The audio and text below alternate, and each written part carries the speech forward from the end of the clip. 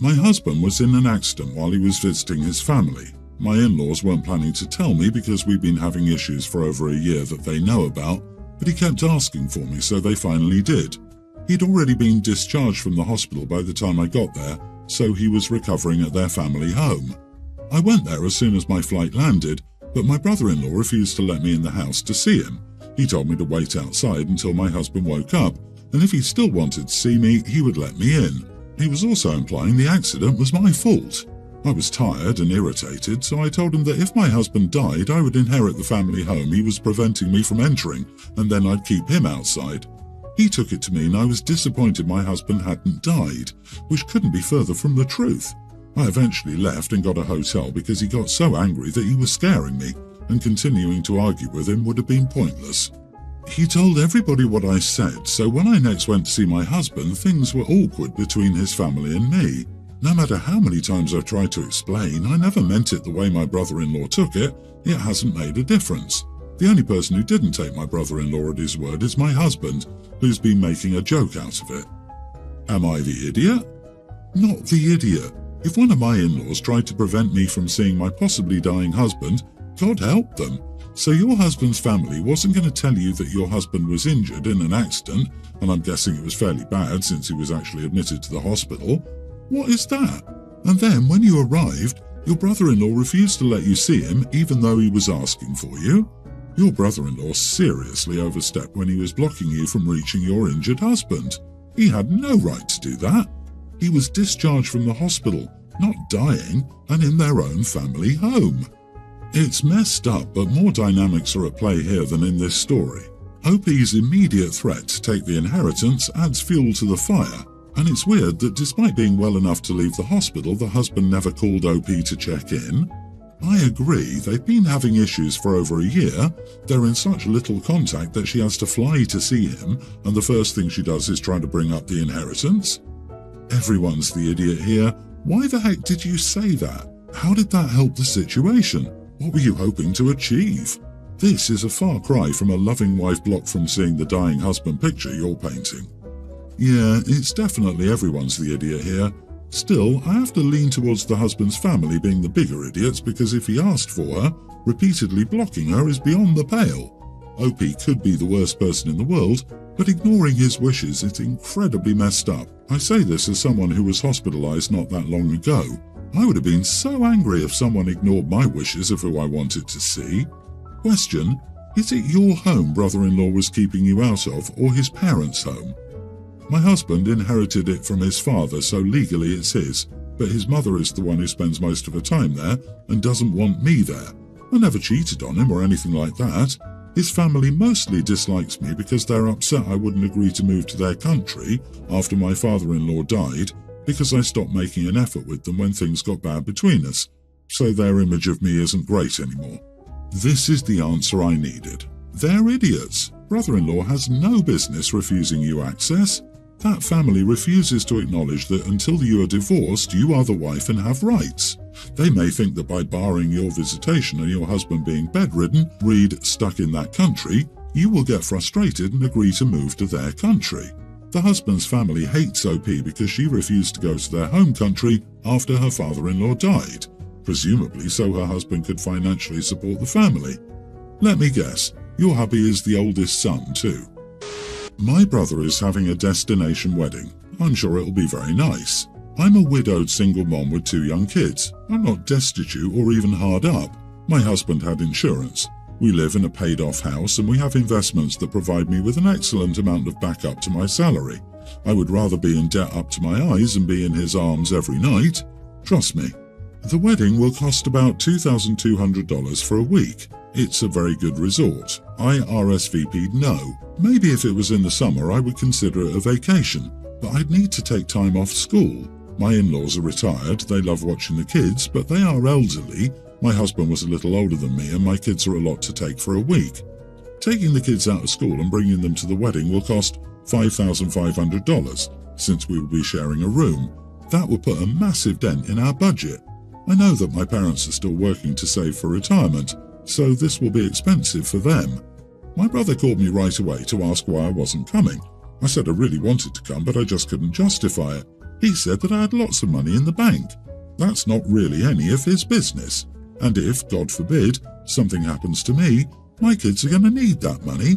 I'm not going to blow a chunk of it on a wedding. He's upset that I won't be coming. He kept pushing until I finally admitted that I didn't think it was the best use of my money. Then I said something I shouldn't have. I said if he really wanted me there, then he could pay for the trip. He hung up and hasn't called back. My parents did call me though, and they said that I didn't need to hoard all my money.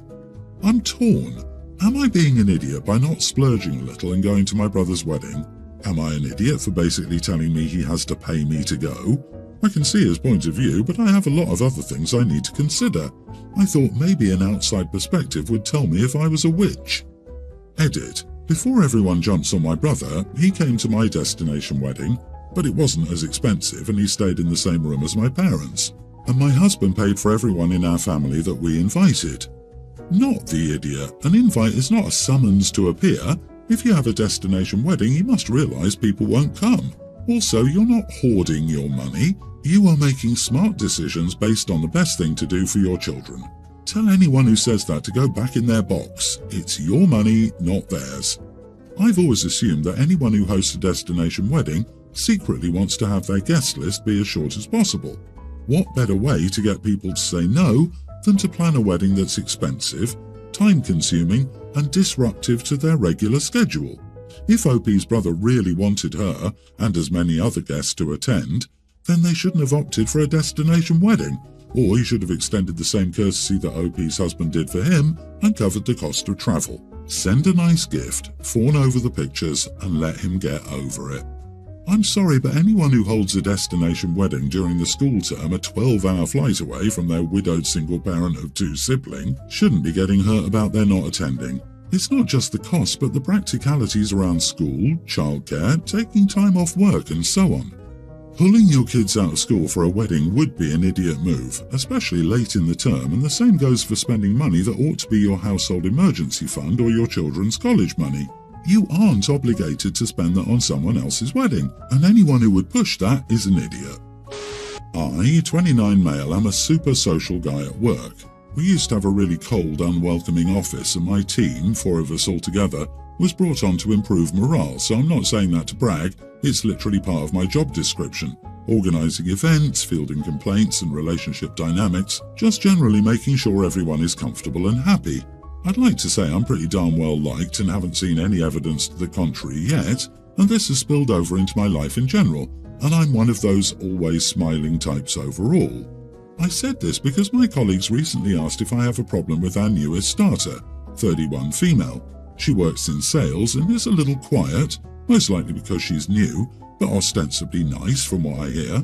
I've not got anything against her personally per se, but she's allegedly mentioned to my team, but not me, that she doesn't get invited to outside of work events, non-official functions, parties, dinners, etc. She's looped into all official events or invited out to lunch at all and spends a lot of time alone in and around the office. I admit to giving her a wide berth, but that's just because during her first week before we'd been introduced, I was getting onto the elevator and noticed someone had dropped a key card in the lobby. I recognised her face and approached her at her desk. When I got to our floor, she looked apprehensive about me approaching, so I slapped on a smile and went to speak. I just got out an "excuse me, but I think," before she interrupted with what sounded like a pre-prepared speech about how she wants to keep work and personal life separate and didn't wish to engage unless it was work-related. I didn't say anything and just placed her card on her desk and left it at that.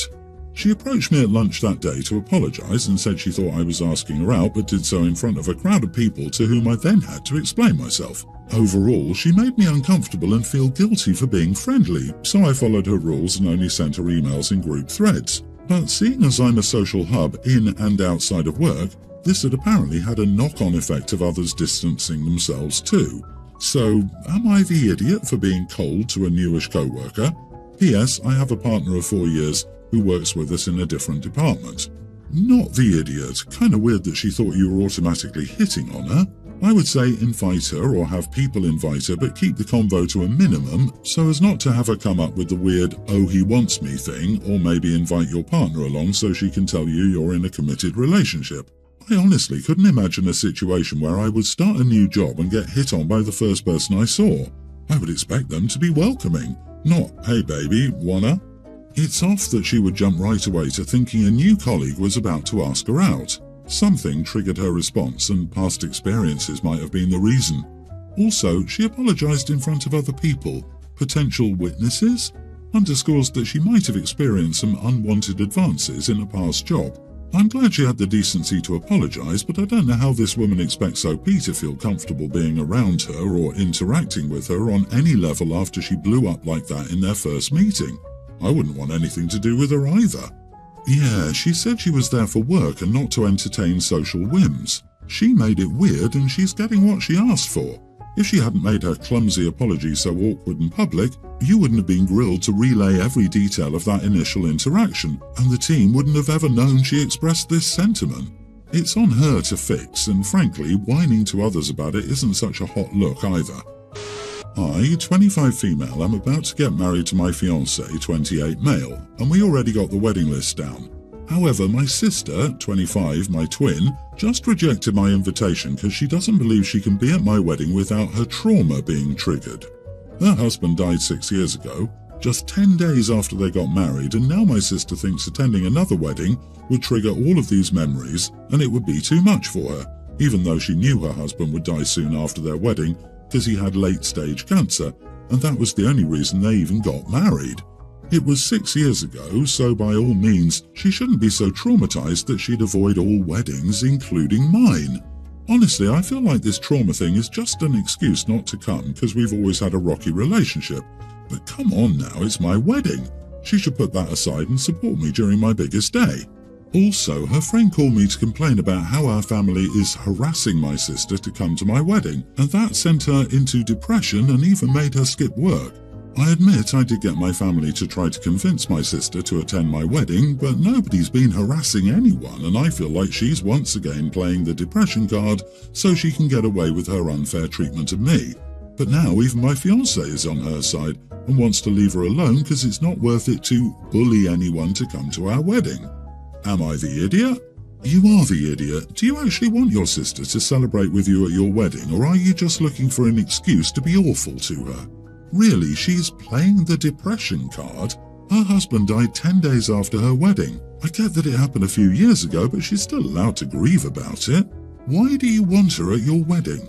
You said yourself that your relationship is rocky and you seem to have a very low opinion of her. So why are you insisting? OP wants to rub her happy wedding in her sister's face because her sister made the bad choice of marrying a sick man about to die.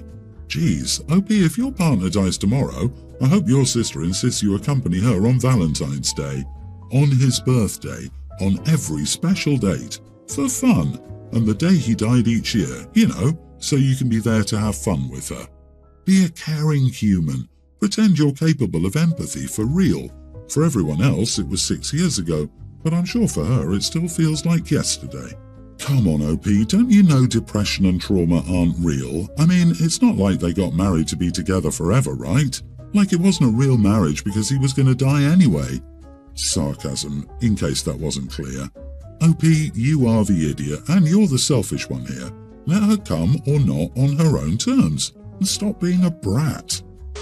I'm 26 weeks pregnant and my clothes have become too tight. This is my second pregnancy and I bought a lot of maternity clothes during my first, but I donated them to a friend who's also pregnant, but was going through some financial hardships as she needed them more than I did.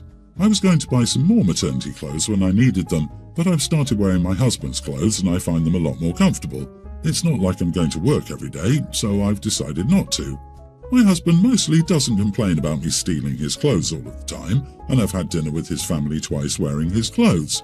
They've never said anything to me directly, but my sister-in-law told my husband to ask me to wear something more suitable the next time as her parents would be there. I saw her texts and they really upset me, so I'm refusing to buy maternity clothes just for their stupid dinners. My husband offered to go buy some for me and has even tried dangling the idea of us going somewhere nice for a date soon to try to convince me I need them, but I haven't budged. I did text my sister-in-law to let her know I didn't appreciate it, but that only opened the door for her to try to convince me and argue with me over my needing maternity clothes. Am I the idiot? Not the idiot. It didn't seem to bother your husband until his nosy sister stuck her nose in your business. Tell her she can decide what to wear the next time she has a baby. Otherwise, leave you alone. What a stupid thing for her to worry about. She's not paying your bills. I disagree. Everyone's the idiot here. Your husband is at least somewhat uncomfortable, seeing as he's brought you up needing your clothes and is trying to convince you to buy some new outfits. But he shouldn't have let your sister-in-law get involved and should have handled it directly between you and him. Sister-in-law sucks for being a weirdo and getting so overly involved. You suck for being so stubborn and refusing to buy your own clothes. They're his clothes. Regardless of how comfortable they are, they're not yours. Go buy yourself some new clothes and leave his alone. Yeah, take the hint from your husband. He probably wants you out of his closet. If you wear your husband's basketball shorts to a reasonably okay restaurant where other people are wearing a nice sweater or blouse, I would say you were pushing it. Something tells me you were not wearing his interview suit. If I were you, I would have one pair of presentable jeans, a sweater or blouse, and one cute dress that could either be worn day or night. It doesn't have to be a huge wardrobe.